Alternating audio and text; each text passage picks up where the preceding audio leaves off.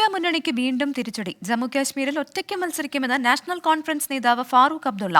ജമ്മു കാശ്മീരിൽ ഇന്ത്യ മുന്നണി ഇല്ലെന്നും ഫാറൂഖ് അബ്ദുള്ള വ്യക്തമാക്കി. അച്യുതൻ ചേരുന്നുണ്ട് ഡൽഹിയിൽ നിന്നും. അച്യുതൻ, ഇന്ത്യ മുന്നണിയിൽ നിന്ന് കൊഴിഞ്ഞുപോക്ക് തുടർന്നുകൊണ്ടിരിക്കുമ്പോഴാണ് ഇപ്പോൾ ഏറ്റവും പുതിയ വാർത്ത പുറത്തുവരുന്നത്. അദ്ദേഹം പറയുന്നത് എന്തൊക്കെയാണ്?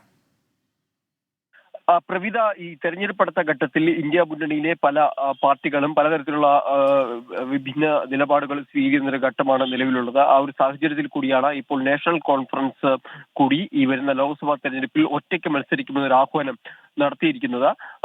ഈ നാഷണൽ കോൺഫറൻസിന്റെ പാർട്ടി യോഗത്തിന് പിന്നാലെയാണ് മാധ്യമങ്ങളെ കാണുന്നതിനിടെ ഫറൂഖ് അബ്ദുള്ള ഇത്തരമൊരു പ്രതികരണം നടത്തിയത്. അതായത് ലോക്സഭാ തെരഞ്ഞെടുപ്പിൽ ഒറ്റയ്ക്ക് മത്സരിക്കും, രണ്ടാമതൊരു ചോദ്യം അതിൽ ഉയർത്തേണ്ടതില്ല, അതുപോലെ തന്നെ ജമ്മു കാശ്മീരിൽ ഇന്ത്യ സഖ്യമില്ലെന്നും അദ്ദേഹം വ്യക്തമാക്കുകയാണ് ഉണ്ടായത്. ഇത് ഇന്ത്യ സഖ്യത്തിനെ സംബന്ധിച്ച് തിരിച്ചടികൾ നൽകുന്ന ഒന്നുകൂടിയാണ്. കാരണം ലോക്സഭാ തെരഞ്ഞെടുപ്പിൽ പ്രതിപക്ഷ പാർട്ടികളെ ഒരുമിച്ച് ചേർത്ത് പോരാടാൻ ഒരുങ്ങുമ്പോൾ പാർട്ടികൾ സ്വന്തം താല്പര്യങ്ങൾക്കനുസരിച്ച് തീരുമാനമെടുക്കുന്നത് ഈ ഒരു സന്ദർഭത്തിൽ അത് ഗുണകരമായി മാറില്ല.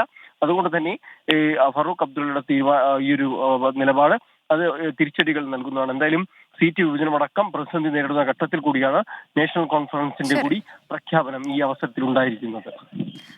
അച്യുതനാണ് വിവരങ്ങൾ നൽകിയത്.